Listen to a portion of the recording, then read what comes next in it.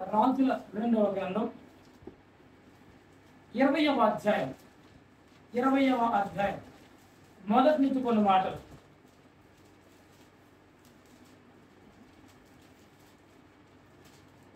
2వ రాజులు 20వ అధ్యాయం.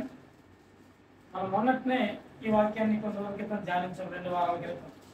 ఆ దినములలో హిజ్కియాకు మరణకరమైన రోగము కలుగగా ఆమోజు కుమారుడును ప్రవక్తయునైన యెషయా అతని వద్దకు వచ్చి, నీవు మరణమవుచున్నావు, బ్రతకవు గనుక నీవు నీ ఇల్లు చక్కబెట్టుకొనుమని యెహోవా సెలవిచ్చుచున్నాడని చెప్పగా అతడు తన ముఖము గోడ తట్టు త్రిప్పుకొని యెహోవా యథార్థ హృదయుడనై సత్యముతో నీ సన్నిధిని నేనెట్లు నడుచుకుంటునో, నీ దృష్టికి అనుకూలముగా సమస్తమును నేనెట్లు జరిగించుతునో కృపతో జ్ఞాపకము చేసుకొనుమని హిజ్కియా కన్నీళ్లు విడిచుచు యెహోవాకు ప్రార్థించెను. ఆమేన్, హల్లెలూయా.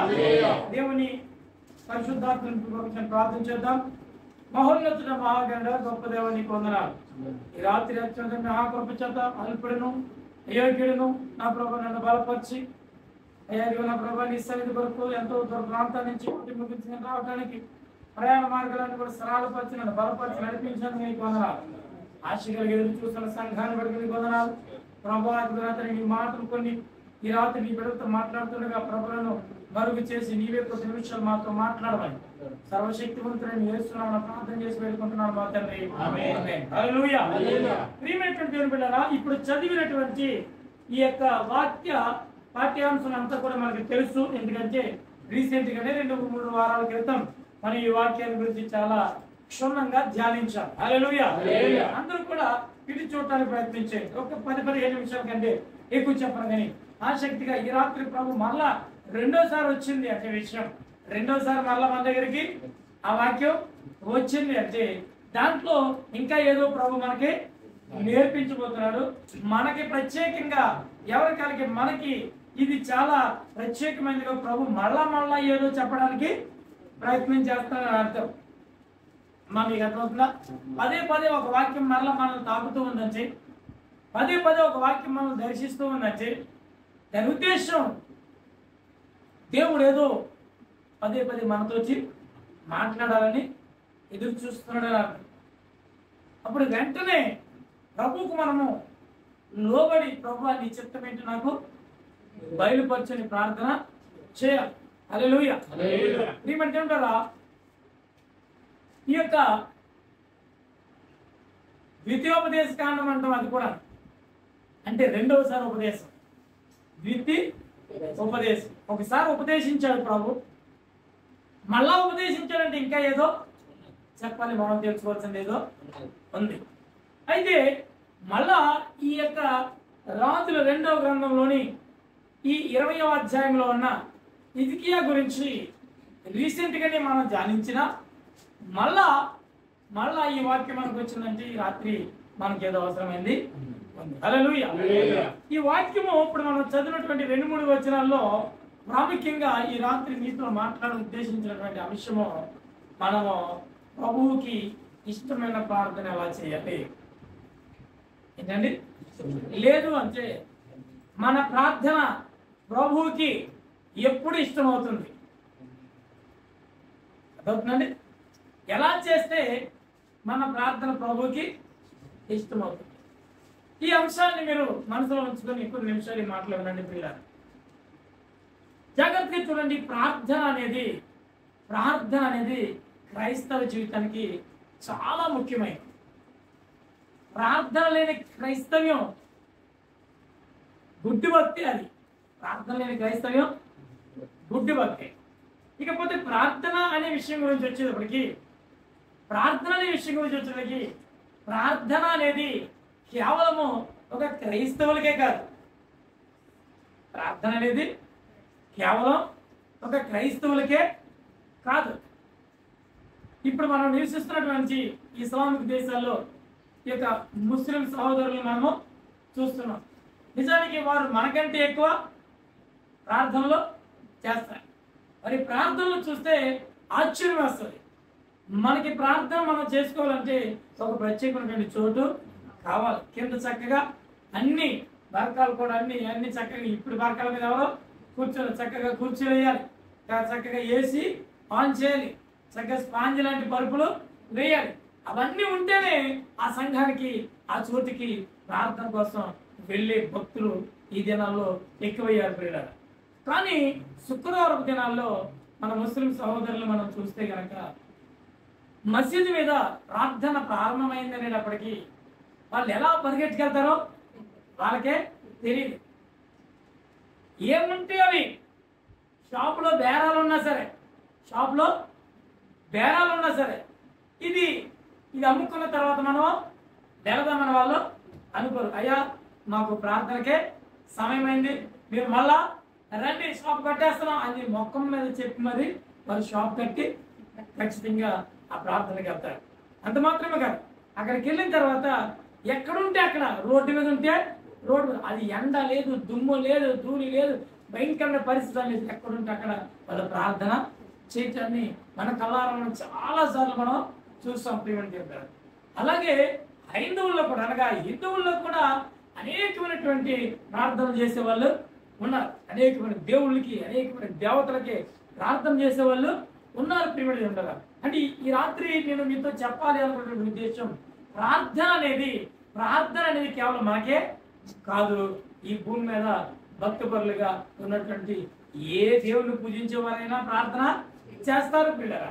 అయితే ఈ రాత్రి మన ప్రార్థనకి జవాబు రావాలి అంటే ఏంటండి, మన ప్రార్థనకి జవాబు రావాలి అంటే మనం చేసే ప్రార్థన దేవునికి అంగీకారమైందిగా ఉండాలి అంటే మనం చేసే ప్రార్థన దేవునికి ఇష్టమైందిగా ఉండాలి అంటే మన ప్రార్థన ఎలా ఉండాలి? చాలా మంది ప్రార్థన చేస్తారు, మొక్కుబడిగా ప్రార్థన చేస్తారు. కొంతమంది అయితే అసలు ప్రార్థన చేయడానికి ఇష్టపడరు. జాగ్రత్తగా గమనించండి, కొంతమంది ప్రార్థన చేయడానికి ఇష్టపడరు. కొంతమంది ఏదో మొక్కుబడి కింద ప్రార్థన చేస్తారు. నీ ప్రార్థన ఎలాగుందో ఈ రాత్రి ఒకసారి జ్ఞాపకం తెచ్చుకో. నీ ప్రార్థన నేను చెప్తున్నటువంటి విషయాల్లో ఒకటి ఉంటే కనుక దాన్ని సరి చేసుకోవడానికి రాత్రి ప్రయత్నం చేయండి. కొంతమంది అన్ని బాగుంటే వాళ్ళకి ఎలాంటి ప్రార్థన అవసరం లేదు. కొంతమందికి ఆపద వచ్చినప్పుడు ఖచ్చితంగా ప్రార్థన పడి ప్రార్థన చేస్తూ ఉంటారు. ప్రియమైన దేవుని బిడ్డలారా, కొంతమంది అయితే అసలు వాళ్ళ ప్రార్థనలో అసలు రుచి అన్నదే ఉండదు. ప్రార్థన చేయమంటే పైకి కనపడేలాగా ప్రార్థన చేస్తారు. వాళ్ళు ఎలాంటి నమ్మకం కానీ ఎలాంటి విశ్వాసం కానీ ఉండదు ప్రియమైన దేవుని ద్వారా. అయితే ఇటువంటి ప్రార్థనలు నిజంగా క్రైస్తవ జీవితాల్లో అనేకమైనవి మనకు కనబడుతూ ఉంటాయి. ముఖ్యంగా మన జీవితాల్లో ఇలాగే ఉంటుంది. ప్రార్థన అంటే వెళ్ళటమో రావటం, ప్రార్థన చేయమంటే మాత్రం మనం ప్రార్థన ఒప్పుకోవాలి. ఎన్నిసార్లు ప్రార్థన అంటే నువ్వు ప్రార్థన చేయకుండా అలాగే మౌనంగా ఉండిపోయావు, అలాగే కళ్ళు తెరిచి అటు ఇటు చూసావు. ప్రార్థన అంటే ఏ రకంగా నువ్వు ప్రార్థన చేసావు? నీ మనసు ప్రార్థన అంటే పరితపిస్తుందా? ప్రార్థన చేయమని ఇప్పుడు చాలా మంది ప్రార్థన చేశారు. ఎంతమంది ఆ ప్రార్థన పెదవులతో చేశారు? ఎంతమంది ఆ ప్రార్థన హృదయపూర్వకంగా చేశారు? ఒకసారి ఆలోచించండి. నిజంగా నీకు ఆపద వచ్చినప్పుడు, నీకు సమస్య వచ్చినప్పుడు ఖచ్చితంగా నువ్వు ప్రార్థన చేసావా? నిజానికి ప్రార్థన ఏంటండి? ప్రార్థన ఒక ఉదాహరణగా యేసు ప్రభు వారిని కనుక మనం చూస్తే ఏమండి ఆయన ప్రార్థన అనే అంశానికి మాదిరి ఎవరైనా ఉన్నారంటే అది మన యేసు ప్రభు. ఆయన ప్రతిరోజు ఆయన సాయంకాలం పూట ప్రార్థన, గంటల తరబడి ప్రార్థన, అలాగే వేకువజామునే ఆయన ప్రార్థన చేసేవాడు. ప్రతి విషయంలోనూ ప్రార్థన జీవితం, ప్రతి విషయంలోనూ ప్రార్థన. ఏమండి ఆశ్చర్యం అనిపిస్తుంది. ఆయన అనేకమైనటువంటి రోగగ్రస్తులను బాగు చేశాడు కదండి. అనేకమైనటువంటి రోగగ్రస్తులను ఆయన బాగు చేశాడు. అనేకమైనటువంటి అద్భుత కార్యాలు ఆయన చేశాడు. ఇవన్నీ వేటి వల్ల సాధ్యమని అంటే ఆయన కలిగి ఉన్నటువంటి ప్రార్థనా జీవితం వల్ల మాత్రమే సాధ్యమైంది. ఎలా మీకు అర్థమవుతుందండి? ఆయన తండ్రిని ఏది అడిగినా అది ఆయన వారికి అనుగ్రహించాడు. ఎందుకంటే ఆయన కలిగి ఉన్నటువంటి ప్రార్థన జీవితం. ఈరోజు మనం ఎటువంటి ప్రార్థన చేస్తున్నాం? పసలేని ప్రార్థన. కొంతమంది జీవితాల్లో అయితే ప్రార్థనకు చోటే ఉండదు, కానీ ప్రార్థనలో మాత్రం అలా ఉంటారు. ప్రార్థన జరిగే చోట అలా లేకుండా ప్రార్థన జరగదు, కానీ వాళ్ళ జీవితాల్లో ప్రార్థనకు అనే చోట అనేది ఉండదు పిల్లల. కానీ ఈ రాత్రి కాల సమయంలో ప్రభు మనకు నేర్పిస్తున్నటువంటి ఒక పాఠం, మన ప్రార్థన దేవునికి ఇష్టమైన ప్రార్థనగా ఉందా లేదా మొక్కుబడి ప్రార్థనగా నువ్వు ప్రార్థన చేస్తున్నావా? ఈ రాత్రి మొక్కుబడిగా ప్రార్థన చేస్తే నువ్వు ఎన్ని సంవత్సరాలు దేవుని సన్నిధికి వచ్చిన ఉపయోగమో ఉండదండి. నిజానికి మనం ఎక్కడికి రావాలో అక్కడికి వచ్చాం. ఎవరి దగ్గరికి రావాలో ఆయన దగ్గరికి వచ్చాం. ఎవరు అద్భుతాలు చేయగలరో ఆయన దగ్గరికే వచ్చాం. ఎవరు మాట్లాడగలరో ఆయన దగ్గరికే వచ్చాం. ఎవరు వినగలరో ఆయన దగ్గరికే వచ్చాం. ఎవరు చూస్తున్నారో ఆయన దగ్గరికే వచ్చాం. ఎవరు పరిస్థితులు మార్చగలరో ఆయన దగ్గరికే వచ్చాం. కానీ ఇక్కడికి వచ్చిన తర్వాత జరుగుతున్న విషయం ఏంటంటే అసలు మనం అడగవలసిన రీతిలో ఆయన్ని అడగకపోవటం వల్ల మనం ఏమీ పొందుకోలేకపోతున్నాం. హల్లెలూయా. ఈ రాత్రి ఒక విషయాన్ని ధ్యానించి మనం ముగిద్దాం. హిజ్కియా చేసిన ప్రార్థన ఒకసారి మనం గమనిస్తే ఆ ప్రార్థన దేవునికి ఇష్టమైపోయిందట. స్తోత్రం. హల్లెలూయా. హిజ్కియా చేసిన ప్రార్థన ఏమైందండి? దేవునికి ఇష్టమైంది. వెంటనే హిజ్కియా అడిగింది అసలు అడిగినట్టు కూడా అక్కడ లేదు. అసలు నన్ను జ్ఞాపకం తెచ్చుకుని ఆయన అని అన్నాడు అంతే. కానీ దేవుడు అడగకపోయినటువంటి అవసరతలు కూడా ఆయన తీర్చేది. స్తోత్రం. హల్లెలూయా. ఒకసారి ఏం చేశాడో ప్రార్థన ఒకసారి చూద్దాం. అలా మనం చేయగలుగుతున్నామా అనేది ఒకసారి విందాం. ఏం చేశాడు హిజ్కియా? ఎలా ప్రార్థన చేశాడు? యెహోవా యథార్థ హృదయుడనై సత్యముతో నీ సన్నిధిని నేను ఎలాగూ నడుచుకుంటునో నీ దృష్టికి అనుకూలముగా సమస్తమును నేనెట్లు జరిగించుతునో కృపతో జ్ఞాపకము చేసుకోమని హిజ్కియా కన్నీళ్లు విడుస్తూ ప్రార్థన చేశాడు. హల్లెలూయా. ఏమండి, ఆ మాట ఎన్ని వచనాల్లో ఉంది? ఎన్ని వచనాలు పట్టింది? ఒక్క వచనం. ఎంతండి? 3వ వచనం అంతే.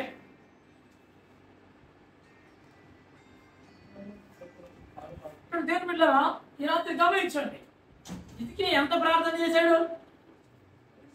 అమ్మా వినాలి, ఎంత ప్రార్థన చేశాడు? మొన్న మనం చదువుకున్నటువంటి మనం ధ్యానించినటువంటి అంశంలో యెషయా వచ్చాడు, ఇంటికి వచ్చి చెప్పాడు, ఏమయ్యా నువ్వు ఇంకా బతకవు, నీళ్లు చక్కబెట్టుకోమని చెప్పాడు.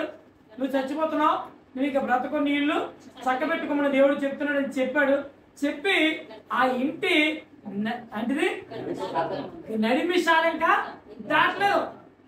అలా గదిలో చెప్పి ఇలా హాల్లోంచి ఇక బయటికి వెళ్ళలేదు, నడిమిషాలు దాటలేదు అంతే. ఈ లోపుగానే మళ్ళా దేవుడు వెళుతున్నటువంటి యెషయాకి కబురు చెప్పేశాడు. యెషయా ఆగా అంటే ఎంత టైం ప్రార్థన చేసి ఉంటాడు అసలు? ఒక్కొక్కసారి మనము 24 గంటలు ప్రార్థన చేసిన, 7 వారాలు ప్రార్థన చేసిన, 7 నెలలు ప్రార్థన చేసిన మన ప్రార్థనకి జవాబు రాదు. ఎందుకంటే మనం అడగవలసిన రీతిని మనము అడగట్లేదు. అసలు మన ప్రార్థన అంటే అసలు నిజంగా మనకు నమ్మకమే లేదు. ఆ రోజు ఆ సమయం ఏదో ఆపద వచ్చేసింది కాబట్టి, సమస్య వచ్చేసింది కాబట్టి దేవుడా దేవుడా దేవుడా దేవుడా అని పాకులాడేస్తాం. కానీ నిజంగా అలాంటి సమస్య ఏమి లేకుండా ఉంటే అసలు ప్రార్థన జోలికే నిజంగా చెప్పండి, నిజంగా హృదయపూర్వకంగా ప్రతిరోజు నాకు ఏ అవసరం ఉన్నా ఏ అవసరం లేకపోయినా రోజు నేను ప్రార్థన చేస్తానని వాళ్ళు చెప్పండి సార్. అవసరం ఉంటే నేను ఖచ్చితంగా ప్రార్థన చేస్తానని వాళ్ళు చేస్తాను. అవసరం ఉంటే అవసరం ఉన్నా చేయరు మీరు. ఏమ్మా అవసరం లేకపోతే వద్దులే పోనీ, అవసరం వచ్చినా కానీ చేయరా? ఇప్పుడు ఒకసారి చేయొద్దు. ఎవరు నాకు ఏదైనా సమస్య అవసరం బాధ ఎక్కువ వచ్చేస్తే నేను భరించలేని పరిస్థితి వచ్చినప్పుడు నేను ఖచ్చితంగా ప్రార్థన చేస్తాను అన్న చేస్తాను ఏమన్నా ఆ రకంగా ప్రార్థన చేస్తున్నారు భక్తులు అనుకుంటాం. ఏ రకంగా చేయవు. హల్లెలూయా. ప్రియమైనరా చూడండి ఒకసారి. అంటే ఇప్పుడు ఈ మాటను బట్టి మనకు అర్థమైపోతుంది ఏ పరిస్థితుల్లోనూ మనం ప్రార్థనకి ప్రాధాన్యత ఇవ్వటం లేదు. ప్రార్థనకి ప్రాధాన్యత ఇవ్వట్లేదు మనకు అర్థమవుతుంది. ప్రియమైనరా ఆ బైబిల్లో అతి చిన్న అధ్యాయం ఏదంటే చెప్పేస్తారు మీరు. అది అధ్యాయం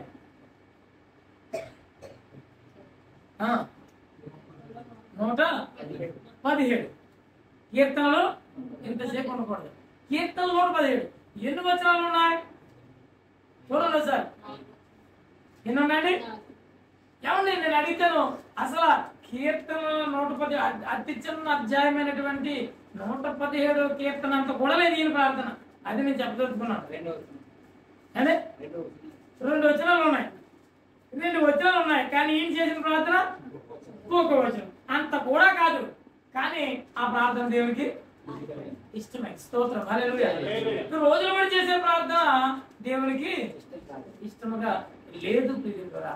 అందుకని మనం ఏది అడిగినా పొందలేకపోతున్నాం. ఒక ధైర్యం ఏంటంటే మన కోసం పాస్టర్ గారు ప్రార్థన చేస్తారు. ఒక మెసేజ్ ఎట్టేస్తే గ్రూప్ పెట్టేస్తే సరిపోతుంది. 3 మంది ప్రార్థన చేస్తారు. మనం మాత్రం ప్రార్థన చేయం. దేవులారా జాగ్రత్తగా గమనించు. నీ ప్రార్థన నీ పరిస్థితిని మార్చగలదు. ఆమేన్. హల్లెలూయా. ఈ రాత్రి చాలా జాగ్రత్తగా ప్రయత్నం చేసి చూడండి. నీకు ఉన్నటువంటి పరిస్థితులు మారాలంటే నీ జీవితంలో ప్రార్థన చాలా అవసరం. క్రైస్తవ జీవితంలో ప్రార్థన చాలా చాలా అవసరం. దేవులారా ఏంటి ఏ ప్రార్థన దేవునికి ఇష్టమైపోయింది హిజ్కియా జీవితంలో అంటే ఒక్కొక్క మాట ఒకసారి మరలా విపులంగా చదువుదాం. దేవుడారు యెహోవా నేను యథార్థ హృదయుడినై సత్యముతో నీ సన్నిధిని ఎలాగ నడుచుకున్నాను. ఒకసారి 3 ముక్కలు. యెహోవా యథార్థ హృదయుడినై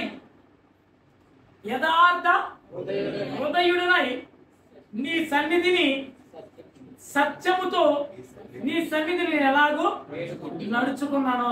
ఒకసారి జ్ఞాపకం తెచ్చుకోండి. ఒక్కసారి ఆయన అంటాడు ఎలా ప్రార్థన చేస్తున్నాడు చూడండి. నాకు ఆయుష్యం అని అక్కడ అడగలేదు. చనిపోతాడని చెప్పాడు కనుక చనిపోతున్నాడు కనుక కన్నీటితో ప్రార్థన చేస్తూ అంటాడు యెహోవా దేవా యథార్థ హృదయుడినై సత్యముతో నీ సన్నిధిని ఎలాగ నడుచుకున్నానో నేను ఎలా నడుచుకున్నానో ఒక్కసారి అది నువ్వు జ్ఞాపకం తెచ్చుకో. ఈ రాత్రి ఒక్క నిమిషం అక్కడ ఆగండి.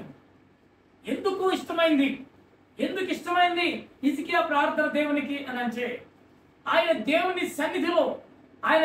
సన్నిధిలో యథార్థమైన హృదయముతో సత్యము కలిగి ప్రభు సన్నిధిలో భయభక్తులు కలిగి నడుచుకున్నాడు. హల్లెలూయా.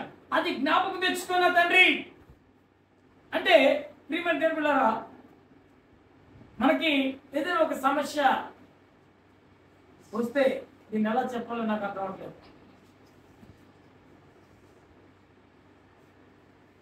కొన్నిసార్లు ఏదైనా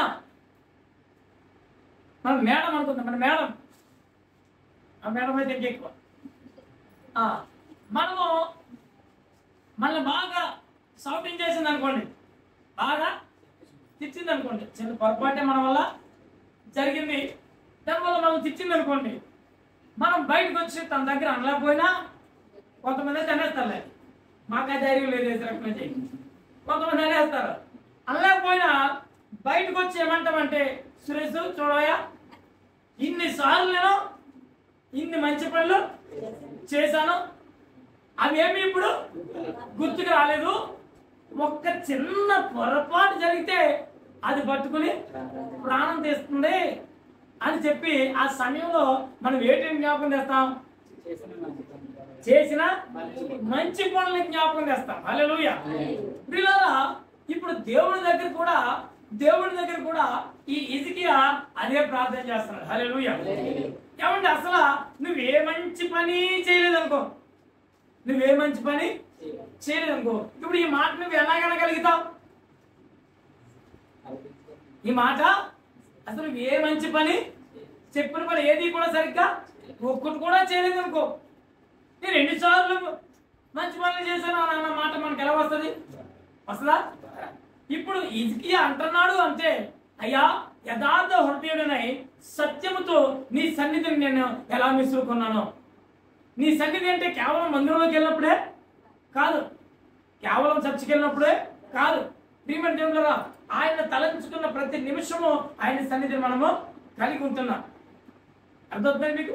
ప్రియమైన దేవులారా, ఆయన సన్నిధి మనకి ఎప్పుడు తోడుగానే ఉంటుంది ప్రియులారా.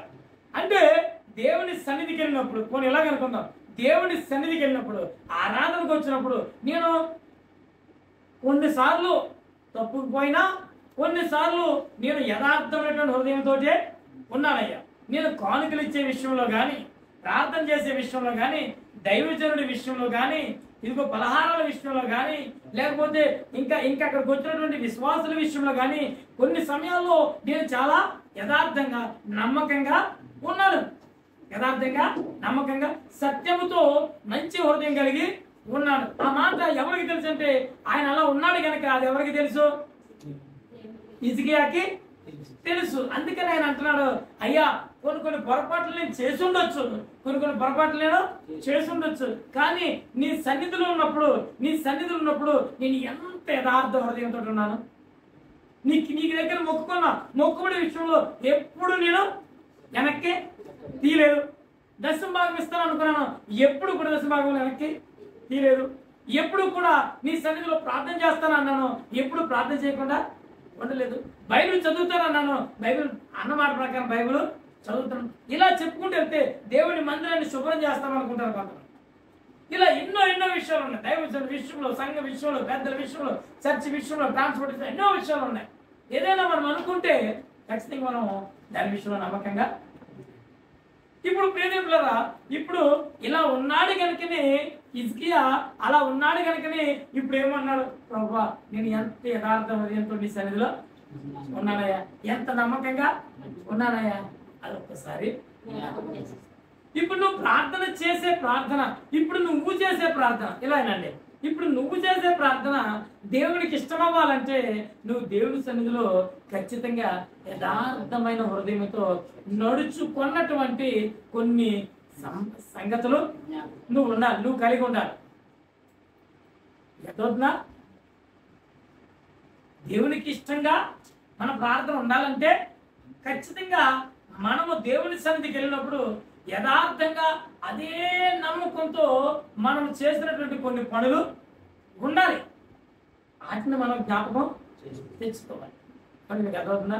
వాటిని మనము జ్ఞాపకం తెచ్చుకోవాలి. సాధారణంగా దీని కొరకే ప్రయాసపడతా ఉంటారు. ఆదివారం ప్రార్థన అన్నాం, డ్యూటీ చూస్తే 9:30 అయిపోయింది. అక్కడ ఏం చేద్దాం, ఫోన్లు ఏంటి వాళ్ళకే ఆపేద్దామంటే మరి కష్టమైన, మళ్ళీ పొద్దుచే 2:30కి లెగిసిపోవాలి. ఏం చేయాలి? వద్దులేంటే ఏమంటారు మీరు? సరే మా బాగా వద్దన్నాలే అనుకుంటారు.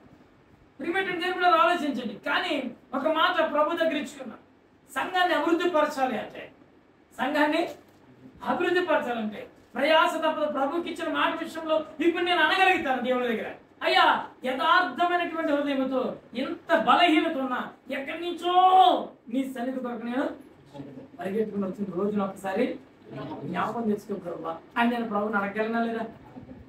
అలాగా మనం కూడా ఇక్కడ ఉన్నటువంటి ప్రతి ఒక్కరు కూడా మనం దేవుని సన్నిధికి వెళ్ళినప్పుడు బహు భయ భక్తులు కలిగి ఉండాలి. నా కాన్సెప్ట్ అది. దేవుని సన్నిధికి వెళ్ళినప్పుడు ఇంకా లోకానుసారమైన ఏ విషయాలు కూడా ఎవరి దగ్గర తర్కించడానికి వీలేదు. ట్రాన్స్పోర్ట్ ఎక్కిన మొదలుకొని మళ్ళా దిగే వరకు కూడా దైవ సంబంధమైనటువంటి విషయాల గురించి మాట్లాడు తప్ప లోక సంబంధమైన విషయం ఏది కూడా మాట్లాడటానికి వీల్లేదు. అలా నమ్మకముగా ఉంటే నువ్వు అడగలుగుతావు, ప్రభు నీ సన్నిధికి వచ్చినప్పుడు నేను బయట ఉన్నప్పుడు ఎలా బతికినా నీ సన్నిధికి వచ్చినప్పుడు మాత్రం నేను ఎంతో భయభక్తులు కలిగి ఉన్నాయా, నమ్మకం కూడా ఉన్నాయా అయ్యా దాన్ని జ్ఞాపకం. అంటే మన జీవితంలో మన ప్రార్థన దేవునికి అంగీకారంగా ఉండాలంటే, హిజ్కియా వలె మన ప్రార్థన కూడా దేవునికి అంగీకారంగా ఉండాలంటే మన జీవితంలో యథార్థమైన భక్తి ఉండాలి. ఏంటండి? యథార్థమైన భక్తి. రెండవది సత్యముతో మనం బ్రతకాలి. ఏంటండి? సత్యముతో బ్రతకాలి. మన బ్రతుకంతా అసత్యమే, మన బ్రతుకంతా అసత్యం. సత్యం అనడానికి చోటే లేదు. అంటే దీన్ని ఇంకా మనకు అర్థమయ్యే భాష, ఏ ఎండకి ఆ గొడుగు పట్టేసే విశ్వాసం ఉంది. ఏ ఎండకి ఆ గొడుగు పట్టేసే విశ్వాసం. పాస్టర్ గారు ఆల్మైటీ ప్రార్థన లేదన్నారు. పాపం ఆయనకి డ్యూటీయే చాలా ఒత్తిడైపోతుంది. 2:30కి డ్యూటీకి లెగ్స్ వెళ్ళాల్సి వస్తుంది. ఆరోగ్యం కూడా సరిగా లేదు. అందుకని ఆల్మైటీ ప్రార్థన నేను రాలేను, ప్లీజ్, ఇంకా కొంచెం ఆరోగ్యం కుదిరిపడేదాకా, అంత రాత్రి దాకా ఉండలేను అని పాస్టర్ గారు అన్నారు. సరే, ప్రార్థనకు లేకపోయిందిలే, మన ఇంటికాడ కూర్చునైనా ఈ రాత్రి మనం ప్రార్థన ఒంటరిగానైనా ప్రార్థన చేసుకుందాం. 12 దాకా లేకపోయినా కనీసం 2 గంటలైనా ప్రార్థన చేద్దాం. అసలు రాపోవటానికి గల కారణం పాస్టర్ గారికి అనారోగ్యమే కదా. ఆ అనారోగ్యం కొరకు, ఆయన ఆరోగ్యం కొరకు ప్రార్థన చేద్దామని ఆల్ నైట్ ప్రేయర్ ఆగిపోయిన రాత్రి, చుమించుగా 2 నెలల నుంచి లేదు మనకి. ఆల్ నైట్ ప్రేయర్ ఆగిపోయిన రాత్రి ఒక 10 నిమిషాలు అన్నా ప్రార్థన చేసిన వాళ్ళు ఎంతమంది ఉన్నారు? మరి మనలో సత్యం ఉందంటారా? అమ్మా, ఉందంటారా? ఇప్పుడు మన ప్రార్థన ప్రభుకి ఎందుకు అంగీకారం అవుద్ది?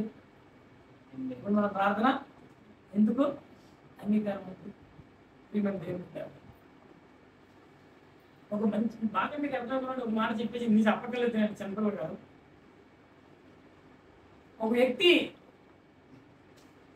తన యజమానుడి దగ్గర, ఇప్పుడు నేను నా యజమాని దగ్గర పనిచేస్తున్నప్పుడు నేను కొన్ని సమయాల్లో నేను నా తోటి స్నేహితుల దగ్గర కానీ నేను పనిచేస్తున్నప్పుడు వాళ్ళకి నేను కొంచెం మంచిగా ఉంటే నేను మంచిగా ప్రవర్తించి ఉంటే, నా మాట తీరులో కానీ, వాళ్ళకి ఏదైనా ఇబ్బంది వచ్చినప్పుడు నేను సహాయపడే విషయంలో కానీ, ఏ విషయం నాలో మంచితనం అనేది ఉంటే, ఒకవేళ నేను సమస్యలో చిక్కున్నప్పుడు, ఏంటండి, నేను ఏదైనా సమస్యలో చిక్కుని అనుకోండి, ఇప్పుడు వాళ్ళకి ఫోన్ చేసి అయ్యా నేను పలానా పరిస్థితిలో ఉన్నాను అంటే ఖచ్చితంగా వాళ్ళు ఏం చేస్తారు? నా మీద జాలి చూపిస్తారు. అదే చాలా మంచోడురా, అయ్యో పాపం ఇలాంటి ఇబ్బంది వచ్చిందంట, మనం ఏదో రకంగా సహాయము చేయాలి. అదే నేను ప్రతి ఒక్కరికి దుష్మానుగా ఉన్నాను అనుకోండి, నాకు ఏదైనా సమస్య వచ్చింది అనుకోండి, ఇప్పుడు ఏమంటారు వాళ్ళు? ఈ దరిద్రుడికి అలాగే అనిపించాలంట, నాకు ఖాళీ లేదు, ఇలాగా అలాగని ఎన్నో సాకులు. మీకు అర్థమవుతుంది చెప్పేది. ఇప్పుడు దేవుని సన్నిధిలో మనం అసలు సత్యముతో ఉంటే, యథార్థంతో ఉంటే, మనకి కష్టం వచ్చినప్పుడు ప్రభు అంటే ప్రభు వెంటనే జాలి పడుకుని ఉంటాడు కదా. మీరు అసలు లాజిక్ అర్థం చేసుకోండి.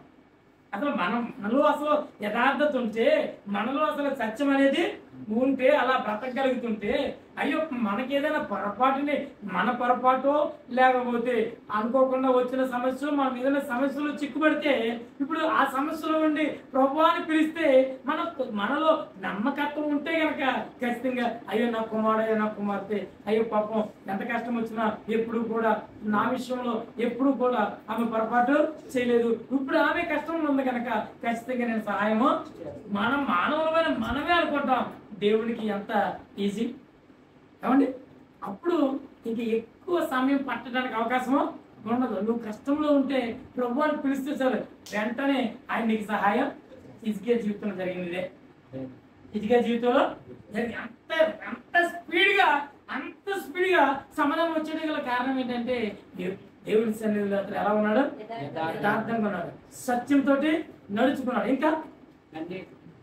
ఇంకా మూడవ యథార్థం, నీ దృష్టికి అనుకూలంగా నడుచుకున్నాడు. సమస్తాన్ని ఎలాగా? దేవుని దృష్టికి అనుకూలమైనది.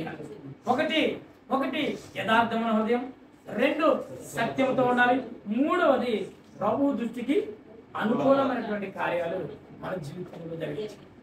అలా జరిగించినప్పుడు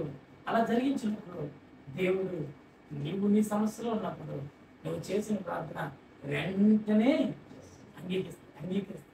అంగీకరిస్తాడు. మన ప్రార్థన అప్పుడు దేవునికి ప్రియమైనదిగా మారుతుంది. ప్రియమైన చెప్తారా, ఈ రాత్రి ఈ మాట నేర్చుకో. దేవుని సన్నిధికి ఎన్నో సంవత్సరాల నుంచి వెళ్తున్నావు. యథార్థమైన హృదయంతో దేవుని సన్నిధికి వెళ్తున్నావా? సత్యాన్ని కలిగి దేవుని సన్నిధిలో నువ్వు ప్రభువుని ఆరాధిస్తున్నావా? దేవునికి అంగీకారమైనటువంటి, దేవునికి అనుకూలమైనటువంటి భక్తిని నువ్వు కలిగి ఉంటున్నావా?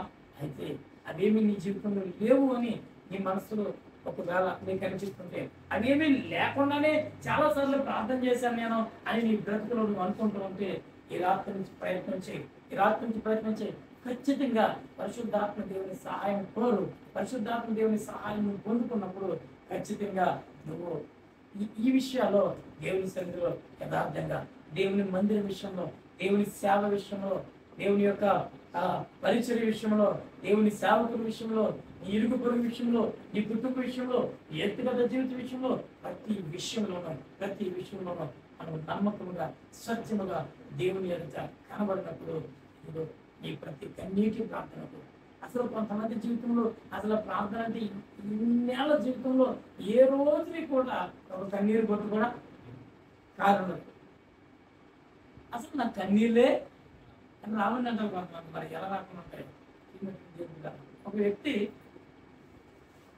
ఉపవాస ప్రార్థన అంటే రాలేదంట. ఒక పాస్టర్ గారు చెప్పిన సాక్షి, ఉపవాస ప్రార్థన పెడితే రాలేదంట. రాకపోతే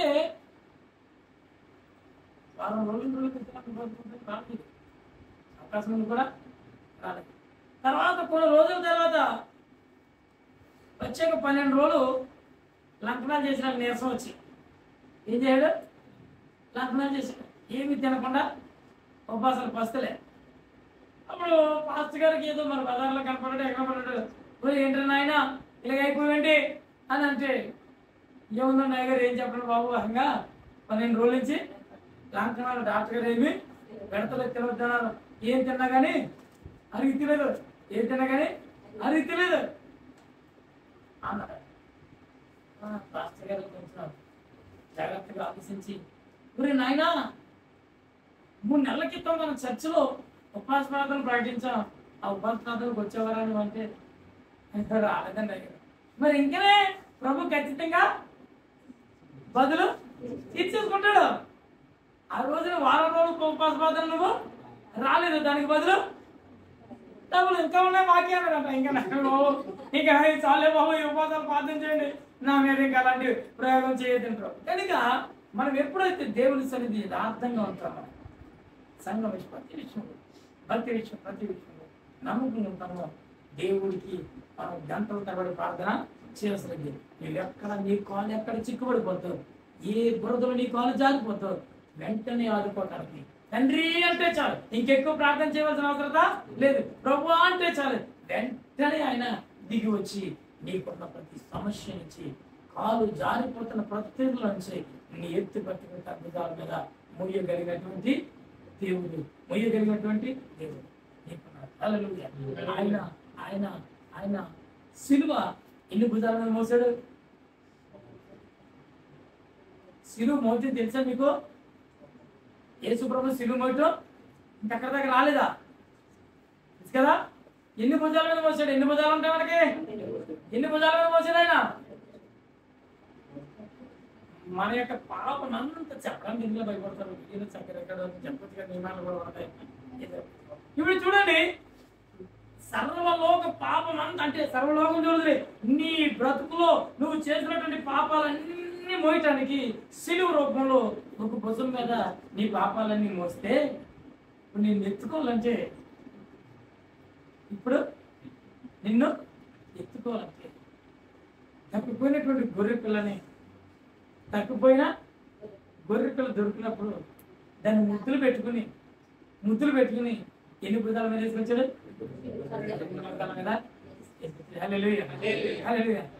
తప్పిపోతే నువ్వు సమస్యలు ఉంటే నిన్ను వచ్చి అక్కడికి వచ్చి నువ్వు యథార్థంగా ఉంటే కనుక నీ దగ్గరకు వచ్చి అంటేనే నిన్ను ఎత్తుకుని 2 భుజాల మీద ఎక్కించుకుంటాడు. స్తోత్రం.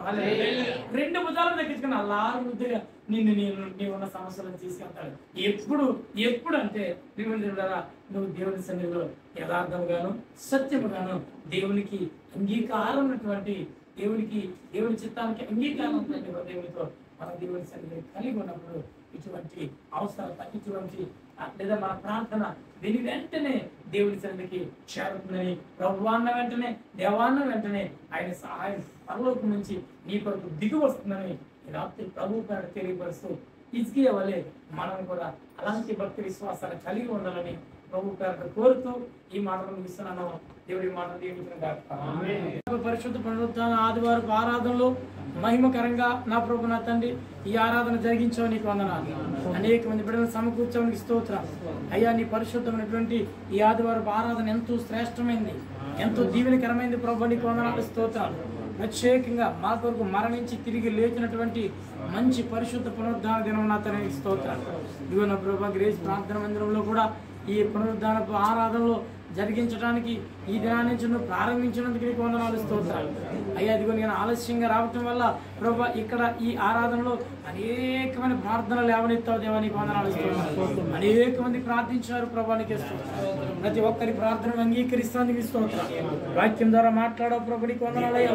ఇదిగో నా తండ్రి నా ప్రభా ప్రార్థనకి జవాబు రాకపోవడానికి గల కారణం నా తండ్రి హిజ్కియాకు వెంటనే జవాబు రావడానికి గల కారణం ఎందుకని ఇష్టమైందో నా ప్రభా, ఆ ప్రార్థన ఎందుకు నీకు ఇష్టం అవ్వట్లేదో మా ప్రార్థన మాకు నా ప్రభా నీ సన్నిధిలో యథార్థమైన హృదయం లేదని అయా, సత్యం అనేది మా జీవితంలో చోటే లేదని, నీకు నమ్మకమైనటువంటి జీవితంలో లేదని నా సన్నిధికి వచ్చినప్పుడు నమ్మకంగా ఉంటాము నా తండ్రి.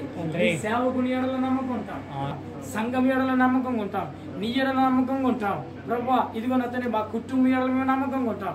ఎక్కడ నమ్మకం ఉండదు అక్కడ నమ్మకంగా యథార్థంగా ప్రవర్తించడానికి నీ ఆత్మ బలం మాకు దయచేయండి ప్రభా.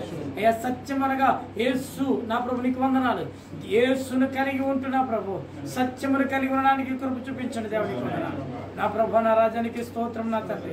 హిజ్కియా వలె మేము కూడా అలా ఉన్నప్పుడు నీకు ఇష్టమైన బ్రతికి మేము బ్రతికినప్పుడు తండ్రి అనగానే మా కాలు జారగానే నా ప్రభా వెంటనే వచ్చి సహాయం చేసే దేవుడు అయ్యా నా ప్రభా. రెండు భుజముల మీద ఎక్కించుకుని నడిపించే దేవుడు నీకు వందనాలు. ఈ రాత్రి నా ప్రభా ఇలాంటి నా ప్రభా భక్తి జీవితం ఎవరికి లేదో నా ప్రభా వారి కొరకు ప్రార్థిస్తున్నాను అయ్యా. ఈ రాత్రి అటువంటి భక్తి జీవితాన్ని కలిగి ఉండడానికి కృప చూపించండి. ప్రతి ఒక్కరిని ఆత్మచేత నింపండి. ఈ రాత్రికి కూడికి ఏర్పాటు చేసుకుని విజయకుమార్ గారిని బట్టి అయ్యా నా ప్రభు వారు చేస్తున్న యొక్క నా ప్రభు భార్య బిడ్డల విషయంలో వారు చేస్తున్న ప్రయత్నం నా ప్రభు నా రాజా అయ్యా, ఒకవేళ నా ప్రభు నా రాజా ప్రయత్నాల్లో సఫలము కాక విసుగుతుంటే నా తని నా ప్రభా నువ్వు చెయ్య ఉద్దేశించిన కార్యాన్ని నా తని నా ప్రభా ఓ నా తని నీ సహాయము నీ దూతల చేత పంపించి నా ప్రభా ఆ కార్యాన్ని జరిగించండి. నీకు వందనాలు, స్తోత్రాలు. సర్వశక్తివంతుడా తనకిచ్చినటువంటి చిన్న కుమార్తె పసిబిడ్డని జ్ఞాపం తెచ్చుకోండి, బాలింతకుల సహోదరుని జ్ఞాపం తెచ్చుకోండి. ఇక్కడ కూడి వచ్చిన ప్రతి బిడ్డను బట్టి నీకు వందనాలు. సెక్రటరీ గారిని బట్టి సంఘ పెద్దలను బట్టి నీకు వందనాలు. ఇదిగో స్త్రీలను బట్టి నీకు వందనాలు. పగలంతా కష్టపడి పనిచేసిన ప్రభా రాత్రి నీ పాదాల చెంతకు వచ్చాను నా తండ్రి. నా ప్రభు ఎవరైతే బలహీనలు ఉన్నారో ప్రతి ఒక్క బిడ్డను ముట్టి స్వస్థపరచండి. భ్రమల గల కారుని మీరు ముట్టి స్వస్థపరచండి. అలాగే నిధిగా నా తండ్రి ఎవరైతే బలహీనతలు ఉన్నారో ప్రతి బిడ్డను ముట్టి స్వస్థపరచండి. పనులకి ఇబ్బంది పడుతున్నవారు, ఆర్థికపరమైన సమస్యలతో ఉన్నవారు, ఇరుకులు ఇబ్బందులు కలిగి ఉంటున్నారు, కుటుంబాలు విడిచిపెట్టి వచ్చాం. మా తల్లిదండ్రులు, మా భార్య బిడ్డలు, మా అన్నదమ్ములు, అక్క చెల్లెలు, రక్త సంబంధం, మా సంఘస్థులు, గ్రామస్తులు సమస్తాన్ని నీ రెక్కలుగా అప్పగిస్తాను. నీ కృపల చేత దీవించమని ఈరోజు సిద్ధపరిచిన పలహారాన్ని కూడా మీరు ఆశీర్వదించాలి. అందరికీ సమృద్ధిగా సరిపోయి కృప చూపించమని నీ కృప నీ కోప దీవుని ఆశీర్వాదం ముందుగా దయచేయండి. యేసు ప్రార్థన చేసి పెడుతున్నాం.